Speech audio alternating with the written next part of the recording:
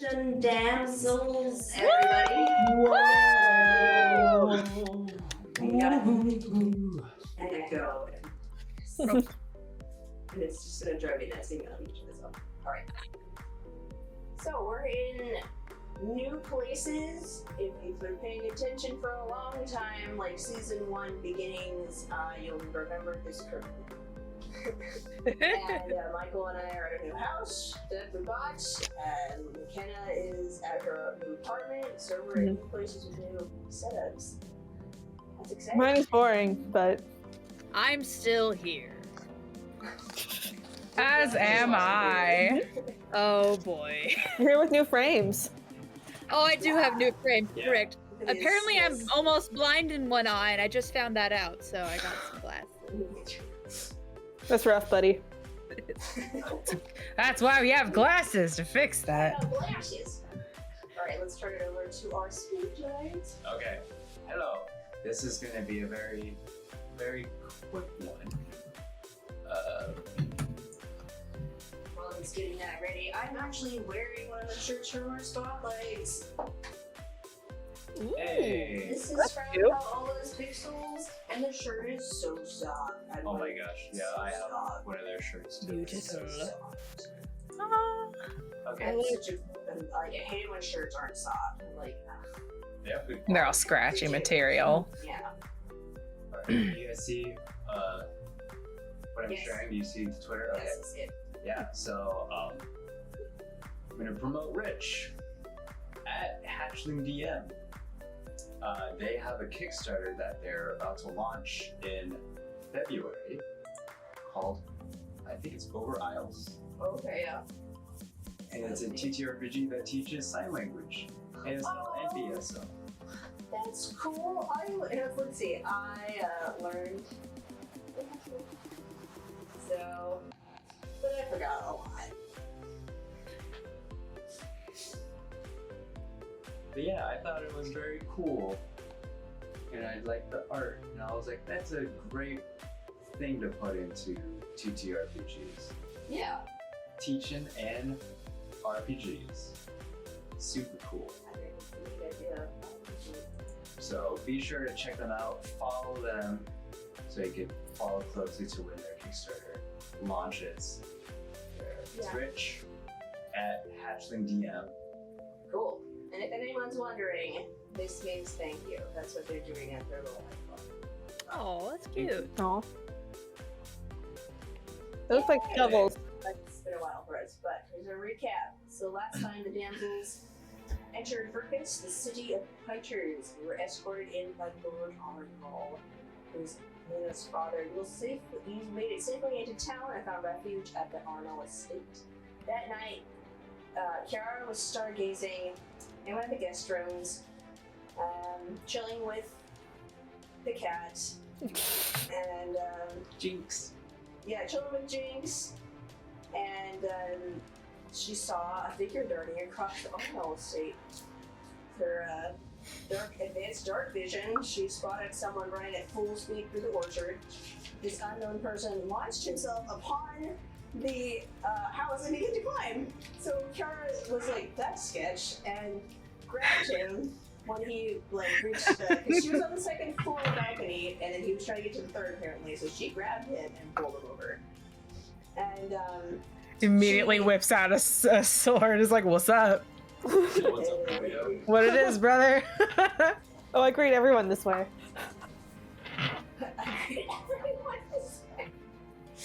Okay, I'm actually gonna move my readings to over here.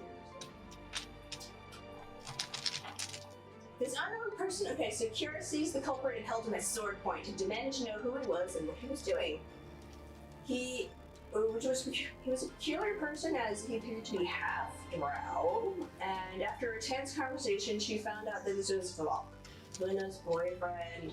Turns out that he often sneaks through the window because Luna's father, Mark, isn't overjoyed at the romantic coupling.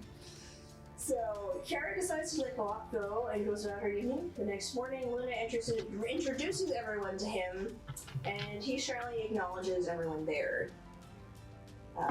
You are informed that Jade, Luna's mother, was called to the trial concerning Tarina, so she is away. And then following breakfast, Luna, her father, and grandmother go into the tomb of their ancestors to seek help for Luna's lycanthropy. So, you, after falling into the trance, Luna you enter another vision. I'm just gonna turn up the music for me a little bit, because it helps everything. Okay. You see Kira, who is one of your great-grandmothers, a couple generations back, and her husband Afton. They explain that the werewolf curse feeds upon the weakness of mortal hearts and therefore must be made anew. So Luna, you follow Afton and Kira into blinding light and then come to the grounds of your family orchard. You recognize the ground but only see a few active trees, because by your time the orchard had grown a lot more. You enter a calm autumn day. The leaves flutter in the ground in a kaleidoscope of gold, oranges, and reds. You can smell the air. It has that crisp autumn quality to it. And off in the distance, Like it just rained or something. Yeah, like it just rained, and like that leaf smell. That's actually kind of nice. Petrichor. Yeah. Yeah. Petrichor. Yeah. In the distance, you can hear the distinct sound of direwolf pups, and you look over and can see 4 of them are just kind of dogpiling and wrestling. And you notice that those are younger dogs. And as you survey the area, you see this small group of people who are dressed in dark colors. And you notice that you're not exactly sure what they're doing, but you see that there are 4 direwolves there who have. They look, according, you're used to animals, used to their body language. They look sad. And so you approach this, and you realize that this is a direct memory that's being shared. And you can see past the wall of dogs a small funeral dirge. You can see Lionel, your great uncle Clive. They are both pallbearers, along with 2 other people that you recognize. Wreaths of daffodils are placed on the coffin as it comes through the crowd and is slowly lowered into the earth. You hear Kira's voice say the casket was empty. My father Willem and mother Nelda went plane hopping, as they like to call it, and one day they didn't come back. She nods towards the funeral as somber drums beat out a low tune and a lone masked singer begins to solemnly sing. I was 26 when I became Lady of the Arnold Estate and ruler of the Burgess territory. And Afton and I were engaged at this point. The funeral procession fades, and a scene before you now is a quiet backyard garden. You recognize it as this glade that's near your grandmother's house. And because even now it has flowers there. And there's a lot of wreaths and on stands and pictures of and portraits of ancestors lining tables and chairs. Kira stands in a gown of silvery gray and a veil of shimmering silver. In her hands is a large bouquet of yellow daffodils that practically overflow out of her hands. Afton is in a tunic of white trimmed with silver, and as dusk settles, the evening skies are dyed a deep orange and turn blood red as the light fades slowly and candles flicker to life. Great-Grandpa Lionel stands before Afton and Kira, and he recites a few words. In our family, we believe that the daffodil means rebirth and renewal. He takes both Afton and Kira's hands and holds them together, and he kind of like takes his big hands and places his around them and says, "Let us think of this as a renewal for our family." Luna, you notice those witnessing the events as you recognize Clive, Lioness, Ciara, and Afton. Behind Lioness are two women who bear a strong resemblance to him, along with an elven woman with long white hair and a dwarven male. You don't recognize them, though. And Ciara speaks to your mind. Needless to say, the wedding was short. So you can say something at this point if you want. Okay. But if you don't want, that's okay. It's kind of like one of those awkward things for like when you're at a funeral for someone you don't know and everyone else is sad and you're just like, I'm sorry for your loss. Move on. Yeah, you're just kind of nodding and taking the answer. Yeah. Okay.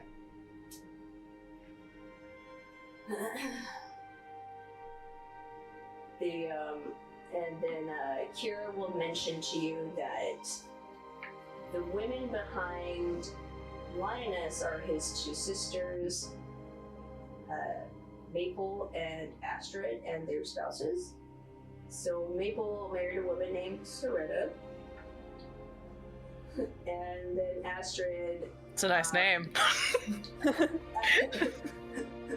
And then Astrid found a dwarf guy, and that's what happened to them. So the wedding fades into mist, and you stand in a white, vast space. The forest around you, as Ciara's voice echoes. And then Afton and I fell on. She kind of side-eyes Afton. And she just kind of like clamps her. She like puts a heavy hand on his shoulder, and is like, you can explain the next part. And Afton kind of like does that sort of cringes and kind of pulls up his drum, and he's like, okay. We're gonna jump to our other party right now. Someone was going on a tour. I mean, it's not far off. Okay, so back to the other three, we have Ciara and Keyanthi and Ellie and Lionel. You're eating breakfast. The morning is Is Gealach still there? I can't remember. Oh, he's there. Yeah, he's there. Yeah. Gealach's there. He just doesn't have a lot of presents. He likes being a wallflower. He's having a good time. Just don't stare at him too hard, otherwise he feels he's not doing his job as a rogue. He's the most roguey of rangers I've ever seen. So. He's a rogue-ger? A range rogue? Ooh, a rogue. His passive stealth is insane. I'm just how are you? Anyway, the morning's calm, there's a nice breeze, you can look outside, you see Travis, their gardener, he's trimming some bushes, and there's local farmers who are picking the fruit. You have Jinx the cat has come with you guys. He's just under the table. Lionel's eating his breakfast. He's like, you want to shoot stuff at Gealach's workshop? And Gealach just kind of looks at him, almost offended, how dare you invite people to my house? And he's like, I mean, I haven't been there once. I believe they came back last night. I might want to check on the place, is what you're saying. Yeah, I like a bit of time. To clean your room. And then Lionel's just eating an apple or a pear or whatever. He's like, boy, you can clean up, but also deliver your job. It's just fine. But I get the first shot with the Odo dummy. And he's like, oh, that sounds awesome. Odo dummy? Yeah, it's just What, the original isn't dumb enough? Yours just You know, I mean, now we have to go. yeah. just like, there's been multiple dummies because one wasn't enough. One to the left. I want to lean into Lionel and be like, hey Lionel. What? Luna's not with us, right? Luna's No, Luna's with her dad and grandma. And Luna's with the dead people. Yeah. They're doing business. Lionel, do you have any fun stories about Luna when she was a kid? Or just fun stories in general? How'd the cow happen? Oh yeah. I'm just curious. And I put my hands in my So, chin. let me think. The only one I can think of off the top of my head is, so, you don't know this, but Gil's, and you can understand he's talking about Gealach. Gil's eye is actually kind of glow in the dark. It's just, I don't know, like a weird bioluminescent sort of thing. Usually wears his goggles so you can't tell him. But when we were little, Luna and him were playing, and she like thought it'd be really interesting to try to like lick his eye or something.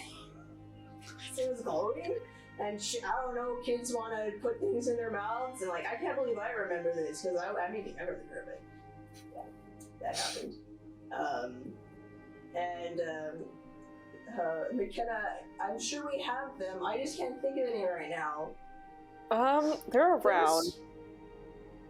There's one where. Fun fact with eyes, if something touches them and it has a salt or a mint taste, you will smell it.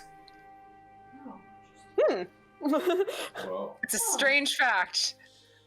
Lionel was the officiator at their wedding.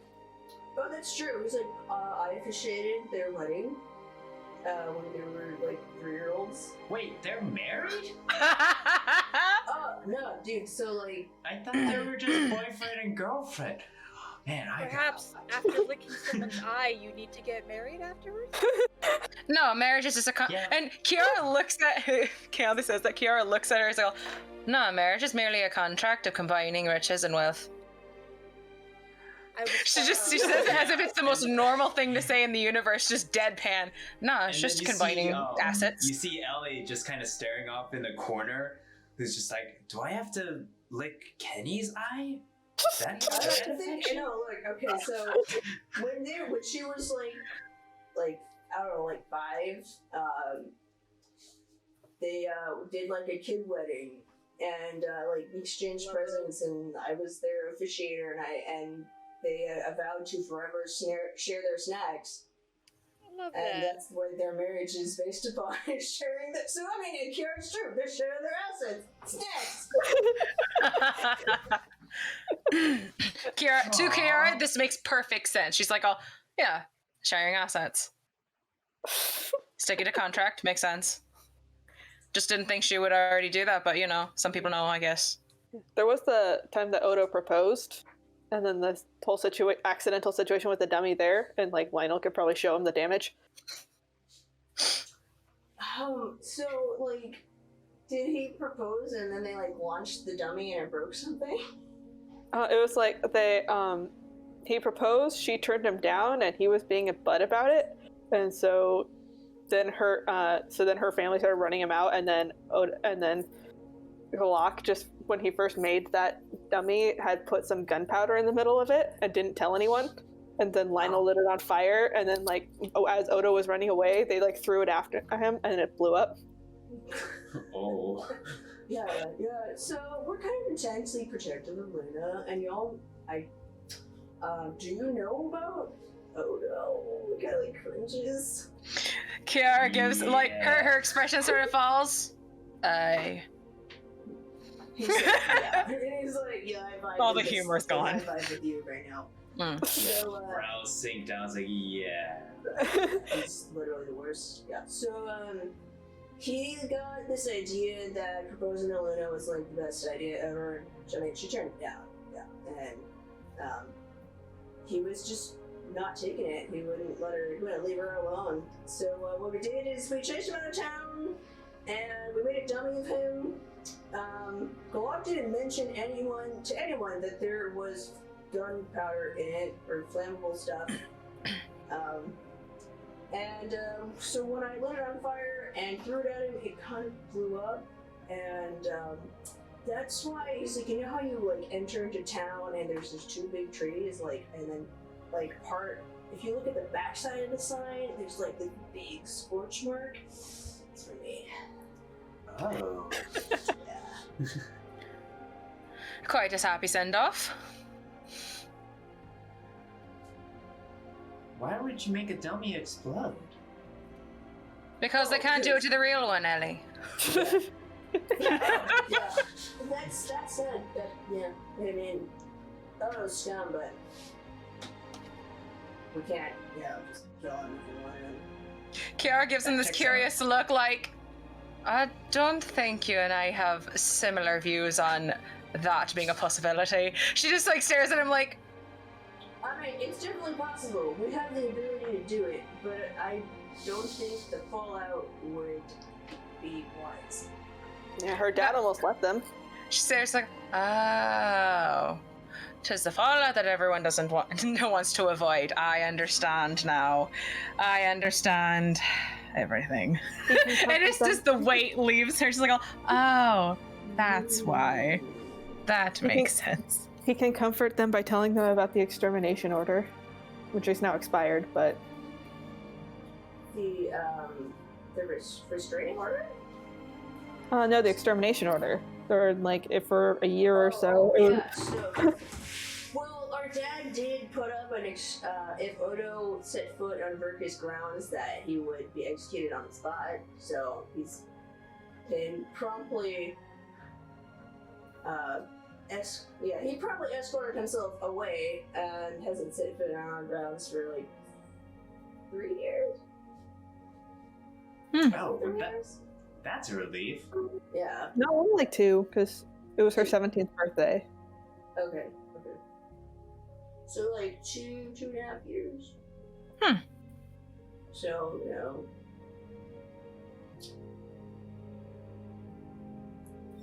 Let's see that dummy. No, you're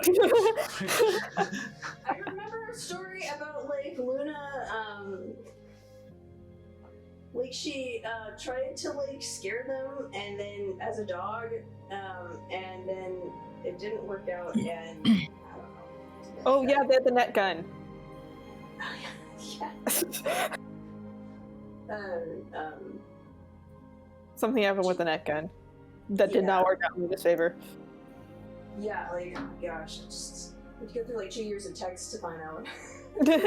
Right. Basically, Gealach made a net gun, and Luna was stalking them as dog, and they used the net gun on her and carried her home as a prize.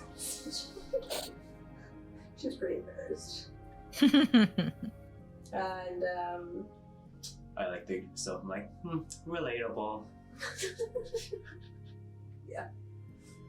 Oh, and how she failed the ranger test, or hunter's test. I feel like that's more sad than like funny. Yeah. So I don't think he'd mention that. I don't know what brother's perspective is, but... Cool. Yeah, so let's get going. Go to the market, I guess, and it's like, oh, you guys don't have wolves, do you? Well, Why would you hunt wolves? no, I mean like to ride to town. I mean, I guess, let's see, we can ride. Okay, yeah, we can just. He looks around. He looks at Dozer, who's like their glorified house dog, and he's the size of a horse. He's a dire wolf. He's like, okay, I mean, we can saddle up Dozer, and you can ride with me, and we can go to town.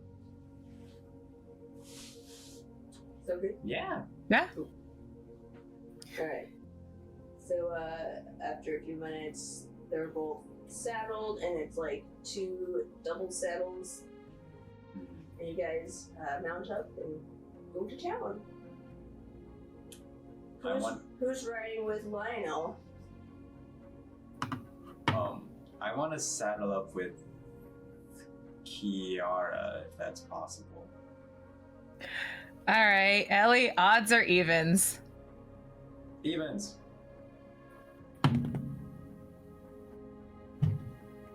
All right, we're riding with Lionel. Okay. I was like, all right, old doggy, or it is like, evens. Got it. What was that question? I have to go real quick, so just put me wherever. Okay. Okay. Okay. Alright. She gets to be a dozer! Yeah! Ellie, you and Keyanthi go on Dozer, who, he's a little chonker, so Lionel's like, yeah, we should take him out. And, Ciara wanted to ride on him, but then realized, oh, my armor might be heavy on him. It's okay.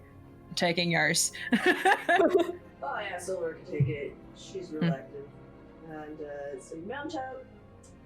Dozer's a little, swirly, yeah, like he's excited to go, and he initially takes a little bit of like coaxing, but Ellie, your animal handling is high enough, I would think you could manage, and also you could just talk to Dozer. Oh, what's wrong, buddy? And I just kind of scratch his ear. He's Hey, just like, buddy, talk how to the you dog. doing? He's just really excited. He's like, walk. Walk, walk, walk. He's tired of going outside. I'm so excited. He's like, why are we waiting? And Keyanthi, and I can see her just not being into the idea of getting on a giant dog, because they're not, I mean, I love dogs, but they're not incredibly sanitary. And then Jinx, your cat, is kind of, she looks more annoyed than like scared, but after Keyanthi settles, she jumps into her bag, and you guys are ready to go. Gealach, what are you riding? Or do you think you can, or do you think you're gonna get a head start and get to the house before us? Shall we take a detour to give you a chance? He just like stares at you blankly and whistles, and then this other dog comes up and he's like, I don't know right things. Let's go poo. Oh, she would know. That Coo and Coo, I believe in Gaelic means dog, so he named his wolf dog. He named his wolf dog. in Undercommon. And so in Undercommon, he named his Yeah. dog. She looks at him, she looks at the dog. Fitting. Fitting. What do you name your horse? Horse. Horse. Horse. What else do we call it? It's a horse. Oh yeah.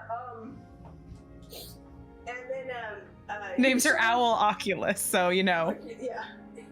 It's kind of a little on the nose.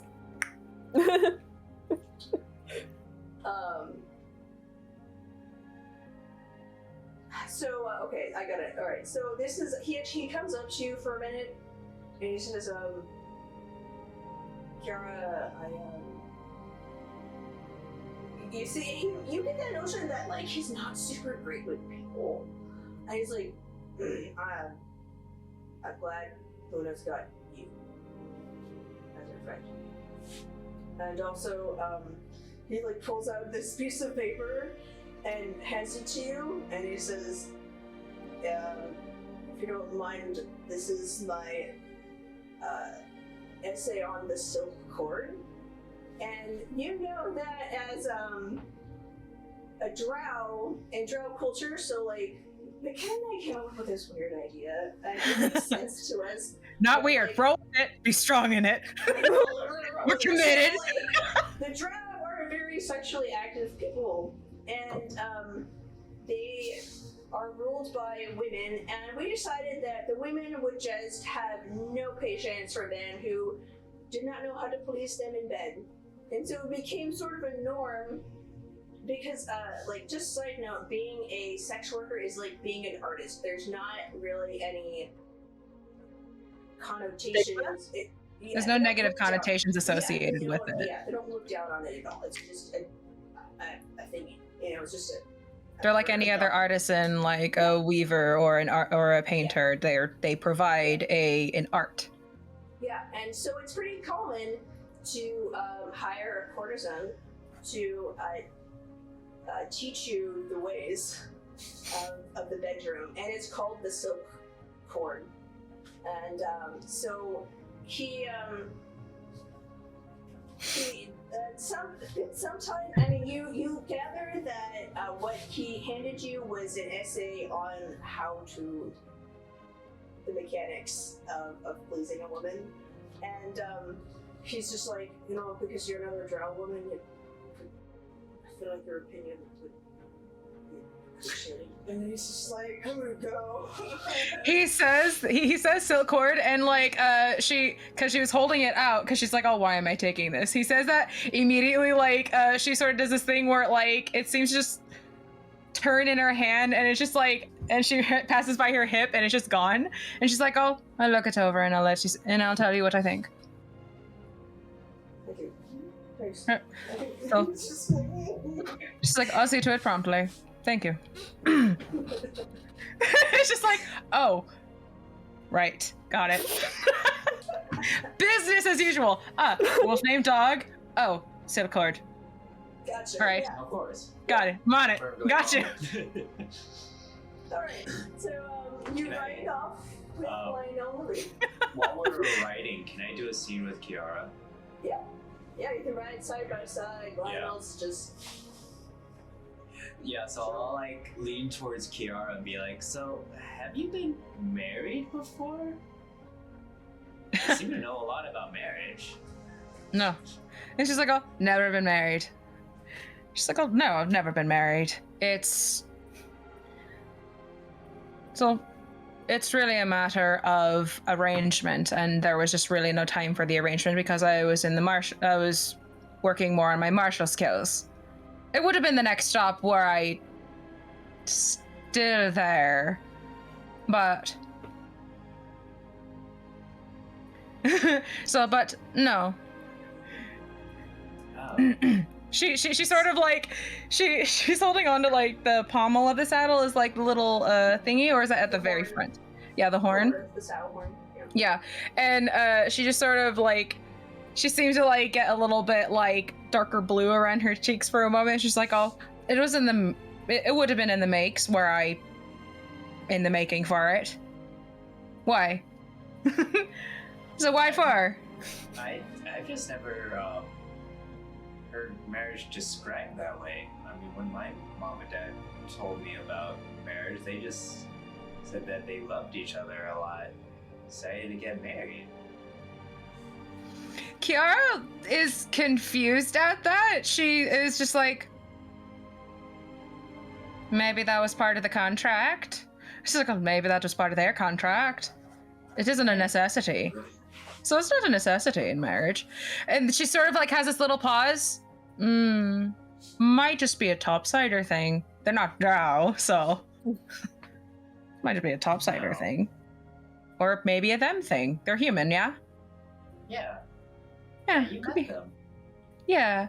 Cause she's like she's reflecting like, oh, they're not drow, they're not elves. It's and she's like, oh yeah, no. That's probably just human. It's likely a human thing.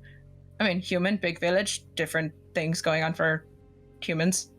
Has no idea. This is a blanket assumption. She has no idea. How vocal are you being? I mean, you can't be. I mean, Lionel's literally like right next to you guys. Yeah. So. He's likely hearing it, and she's saying it very matter-of-factly. So, of course, to be heard as they're going along. Are they running, or are they like at a walk? Because if they're at a walk, then like she's a kind of walk. like, Yeah, probably to walk for the dog's comfort. yeah.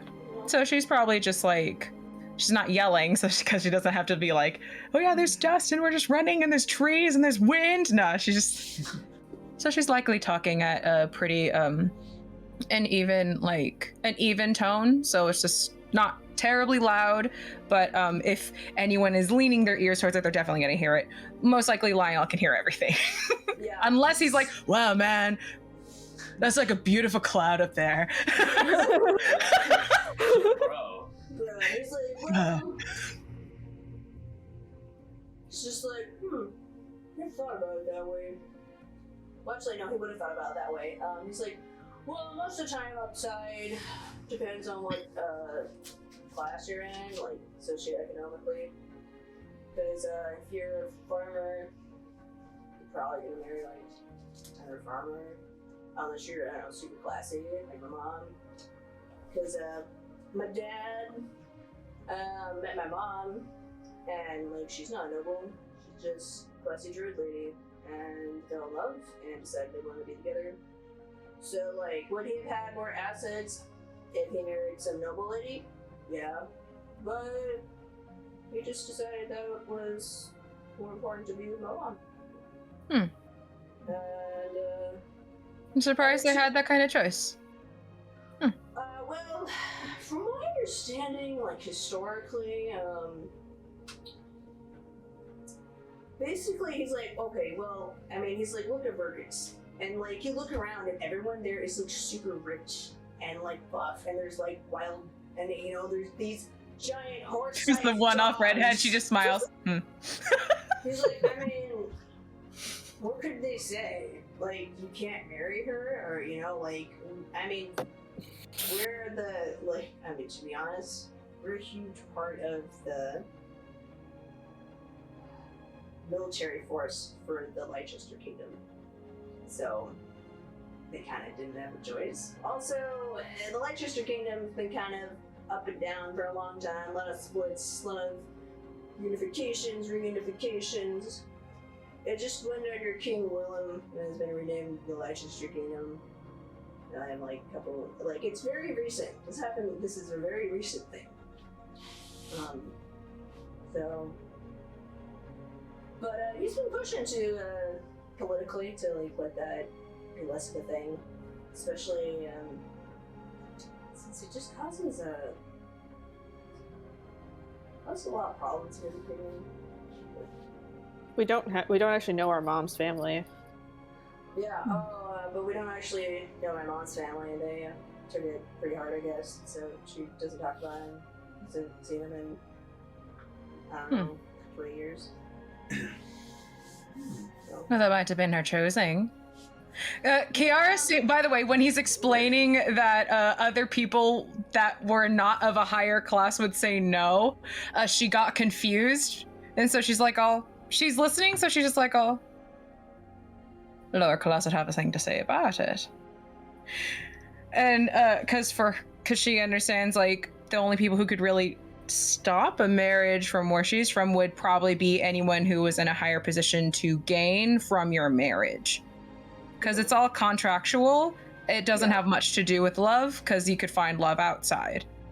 Yeah. So for her, she's just like, Yeah, like... interesting set of events up here. He's like, yeah, well, I mean, the other thing is, we tend to only have, like, one spouse. So that kind of merges into one person. She sort of raises her eyebrow. Well, of course, you only have one spouse. Well, I mean, it's kind of like, what's the word? Polyamory is not like super popular here. I mean, I'm sure people like do it, but it's like more or less taboo. So, and I hear, yeah, it's not so much the case in travel places. And she's just like, oh, you marry for gain. You sometimes find interests in others, but. And she's just like, oh, if it happens. It's the gains. In our cases, love. He kind of like looks up wistfully. And Ciara just sort of looks up like, where is it? Like, Oh yeah, so right. And then you see Brackus ride up, and he's the like stern. You rode with him, Ciara, earlier. yes. He rides up, stern, no nonsense fellow, and he comes up to Lionel, and he's like, because you're either like close to the edge of their land, or still on it, and he rides up and he says, Lionel. He hands him this paper. And Lionel takes it and looks at it. He's like, groceries, dude! And he's just like, Lionel, we all gotta pull our weight here. You can get some groceries. Your father's busy, your grandmother's busy, Luna's sick. Pull together. It's just like, fine. And he kind of like stuffs it in his shirt pocket. Ciara found that funny, so she's like, And he nods to the rest of the group, ladies, and then he rides off. If he's slow enough, she does pet the dog. Oh yeah, he had to stop to give him the list. She's like, hello. Yeah. I think his dog's name is Rusty. That's really keep them all straight for the law dogs. I think it was Rusty. Yeah, he appreciates the pets. Hmm. And okay, we'll jump back to Luna now. Hi, this is Tiffany, your DM. Thank you for watching Dungeon Damsels. This is not the end of the session, so please stay tuned for the next part. We update on Tuesdays and Saturdays at 5 p.m. Pacific Standard Time. If you're interested in supporting us more, please push the subscribe button, like, or comment. We also have a Patreon, wink wink nudge nudge, and our show is in podcast form. You can find us on Apple Podcast, Google Podcast, Podbean, Spotify, and plenty of other podcast platforms. Thanks, we hope to hear from you soon.